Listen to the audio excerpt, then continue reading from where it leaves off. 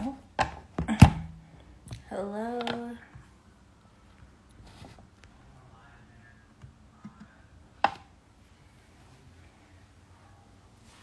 Hello, hello, hello. Welcome.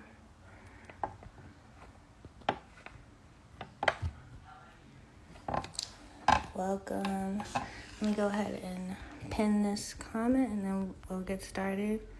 I do want to start by apologizing to everyone for my tardiness. Thought I left in good time, but still got caught in traffic. But we're here now, and I'm going to get SaVanna on in just a second. Then we'll get started. I don't know if SaVanna will remember, but I remember meeting them at the holiday party in 2019 in the bathroom and just having, just being in awe of their energy and their presence and, being happy that I got to meet them, So I am really excited to be reconnected today and more formally introduced to them. We also had their photo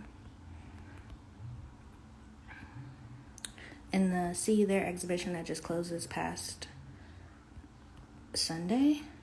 And if you want to check some of those photos out, you can go to thecornerdc.com and you can see that. Almost done.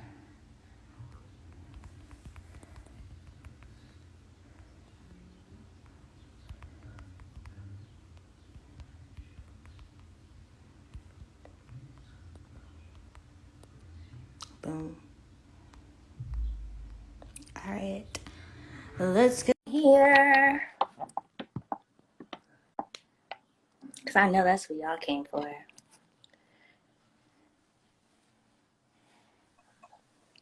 Hey.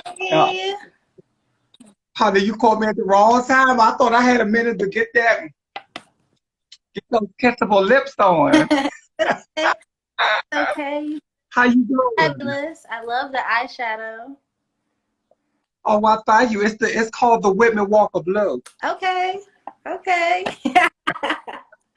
How are you today? You kind of young. You don't remember the old school Whitman-Walker Blue that we used to all wear at all the events and everything. Yeah, I did see some of that blue in some of the banners and shirts that were in the archive when we were looking through them for the exhibition. So I get it. I get the reference. How's everything with you? Everything is good. How about you? Is my sound and everything okay? Should I move this back? Because I'm not used to talking on no little phone. I need something big, and this Instagram thing don't work on the computer. No, it's good. We can see you and hear you. Okay. Okay, good. Okay, so I'll start us off. Okay. Hi, everybody. Welcome to Women's Wednesday. Today is International Transgender Day of Visibility, the annual event that celebrates transgender folks, raises awareness about discrimination faced by transgender individuals all over the world, and highlights the courage that it takes to live openly as transgender. My name is Soul, and my pronouns are she, her, or they, them. And I have a special guest here to talk with me today, SaVanna Wanzer. If you want to read about SaVanna's bio, please visit her social media. We want to get right into the discussion. Yes, definitely. Do you want to give any opening words? Yes, I will. My name is SaVanna Wanzer, and I am a community activist with emphasis on the transgender community.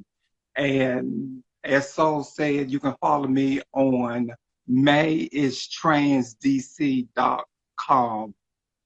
Okay. Yes. Put that plug in there real good, real good. Yes. And everybody can feel free to ask questions in the chat. I will try to make sure that we ask and answer them as we go along. But we do have some questions that I'll be asking to SaVanna, and then we'll be having the conversation that way. But we are always grateful for y'all to tune in and engage in the conversation. So, SaVanna, what is International Transgender Day of Visibility, and how does it differ from the Transgender Day of Remembrance? Well, it differs because we have air in our lungs at this particular moment to fight for ourselves. At T-Door, we are unable to get off this coffin or get off how we were tragically killed. So my fight is still having air in my lungs is to fight so the person behind me will not experience what I've gone through, discrimination and no. That word has hit me so many different times, and we'll talk about that a little later on in our conversation. But the difference is that I'm still have some fight in me with the being visible. Mm, yes. And so, Transgender Day of Remembrance is remembering transgender folks who are no longer with us. Correct. And that has been tragically killed just the start of their lives. Statistically, the transgender lifespan is 35 years old, you know, or younger. So I am definitely a senior plus if we lived off of those numbers. So this is also is a good time and a bad time because when we wake up, we are thankful that we are able to get up, but then again, we still have to fight for our rights and to be visible in a community that we live in. Yeah. So, how has visibility of transgender folks changed in your many years of public service to the LGBTQ community? It's changed just a little bit. We are a little bit visible, but being visible and being accepted and being respected, all those are different levels that we have to keep fighting for. The respect issue of being treated the same way that someone else is being treated walking in the door, that's what we fight for. And our pronouns were the big fight of our pronouns, housing, medical services. How has COVID-19 affected trans visibility? Affected by because by us going by our rules and regulations that we have to stay in. That's the only thing. That's the bad thing about following the rules and regulations of having to be in the home. We can't be visible at these events today because this is a very important day for us to be out visible. So the COVID kind of put a damper in a lot of things for the last 14 months, I guess. What are some of the ways that we celebrated International Transgender Day of Visibility before COVID-19? It was protests. Mm-hmm. We would protest with our political figures' offices to make sure that things were in place and to make sure that this one day we're not visible. We visible today, but how about tomorrow? Will we be mentioned or thought of tomorrow? Will it be a seat at the table for us tomorrow? Will we still be thought of funding wise tomorrow? That's the fight of it all. We all have these special days. Everyone wants to support T-Door because that is recognized in the worldwide in the community. That one day, what does the lawmakers follow up with these stories that they hear about how we don't have the rights to walk the streets safely. Yes, thank you for sharing that. I want to open the comments up for those who are watching. If there are any trans folk that would like to share what it means to be visible to them on a day to day, even not just today, on this day that is, specifically for visibility. Like, I would love to hear from you all, just so that I can, listen and take it in and practice it, so that I'm making sure that I'm taking care of my siblings. And then I also um, want all of our siblings to know that it's still a lot of work, and we want to push our younger siblings to the forefront so that the older individuals can finally sit back and relax, let another generation get in. Because I'm ready to pass my baton. Here you go. Yeah. Let me sit back. Mother and then there, so we need youth to step up. Yes. What actions can we take? First, we have to get the interest of our youth. I know the youth interest is a lot into the ballroom scenes. And I am a believer from the ballroom to the boardroom. Not saying the ballroom is not an important part of people's life and development and being loved, respected, and having a safe zone. That is fabulous about the ball meaning. But also we want to be able to have the youth to come to the table so that they could be, their voice can be heard for what their needs are. Because I don't know what the youth needs are, but I know what a senior needs are. So we need the youngins to come on up, step up, and be visible also. Visible because you want to, not because you have to, as in reasons of your teammate has been killed. Step up to the plate before tragedy hits.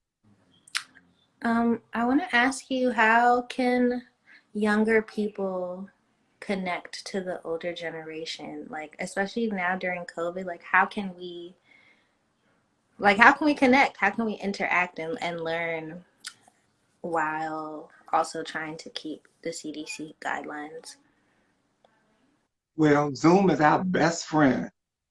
And I wish I was a stockholder in this Zoom before all this happened. I would really be sitting pretty then.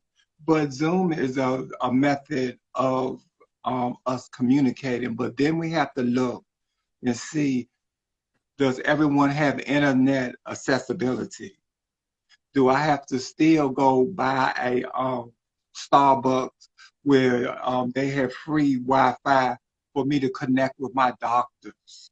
We have to look into, do I have a device that allows me to be able to have my office visit, mental health visits and appointments and to talk to my friends or everything? Or will I get curious and want to put my time into other areas such as drugs and other activities and depression, and no one to say, no, this is not what you need. That's what we need to do.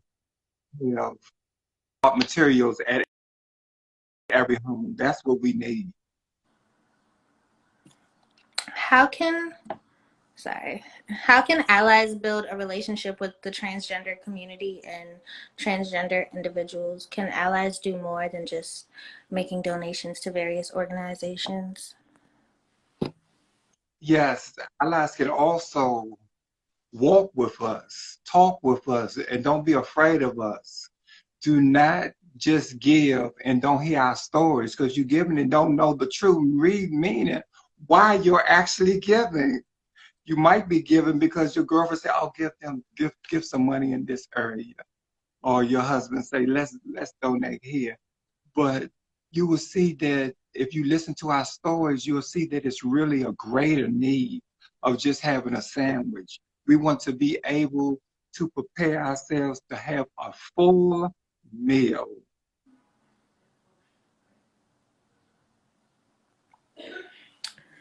So the beginning of some good steps right there. Yeah. Those are some great starting steps. And then this would help me. I always look at a person that has power to empower me or another community. Mm-hmm. Only thing we need is a small opportunity to shine. And then once we have done that, we would it's just our natural instincts to return the favor to someone else along the way. Mm-hmm. So it's really helpful to just give one person a start that can help others. Just like Ruby Corrado had a start of starting these youth centers, and she has helped so many kids with their growth and development. Earlene Bud opens so many doors for individuals. Yes. A Touch of Tule also asked, how can we do outreach during COVID to reach the community? We do have safe measures. Good sunny days, we are out and we can do outreach that way. We just got to remember the rules and regulations of distancing and mask up. Mask are our best friends.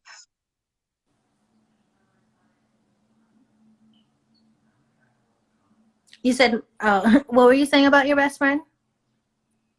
Mask, Oh, mask. mask. Yes. Uh, we still can be social and everything. We just got to go by the rules and regulations and don't show up in droves. Because the first event that's going to be social, watch out. Because we have not been to no event that we could see people and laugh and be around, and it'll be such a big turnout. We know it'll be a large turnout. Yes. Well, thank you so much for sharing all of this and taking the time to answer these questions for us. Are there any final thoughts or comments that you'd like to make?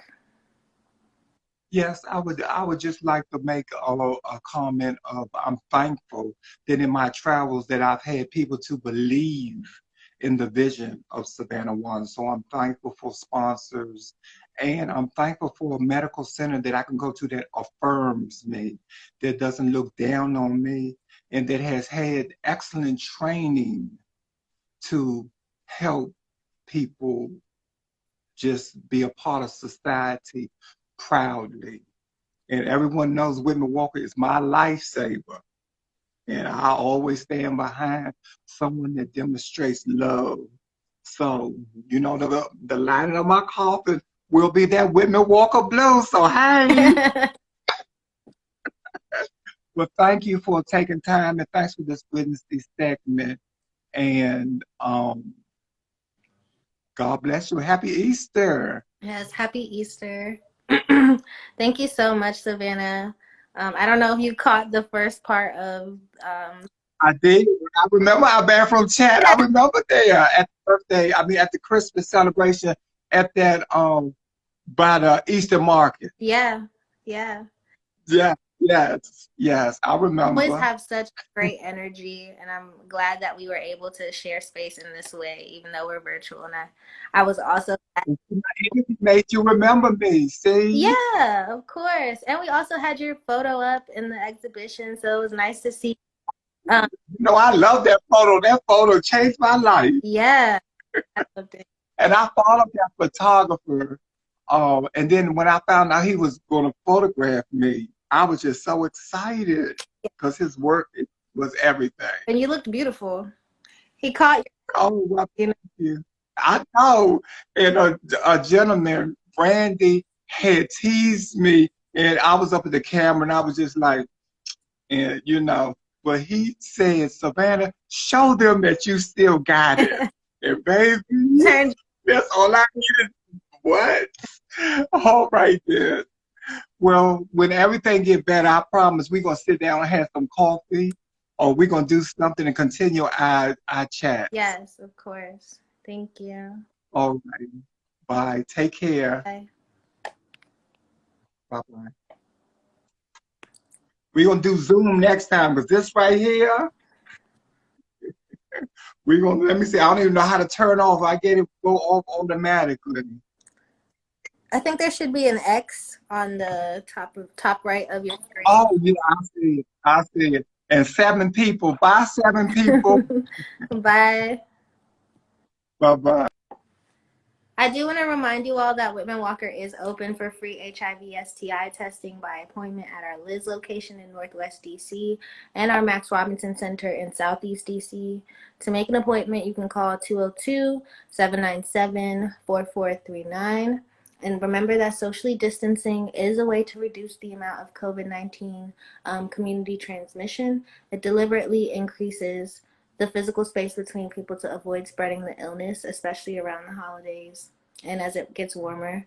When many people are used to traveling, make sure that you are staying at least 6 feet away from other people when possible, wearing a mask in public, avoiding places with large crowds, encouraging work from home if possible, speaking with loved ones on the phone or over FaceTime instead of in person. Social distancing is a way to care for your community. So make sure you're staying up to date on local, state, and national guidelines for testing, quarantine, general safety, and vaccines. Washing your hands for at least 20 seconds at a time, and staying home if you don't feel well. Follow us on Twitter, Facebook, and IG at Whitman Walker and at Real Talk DC _ as well as The Corner DC to stay up to date with all things Whitman Walker. Happy Aries season, y'all. I will see y'all in a couple of weeks.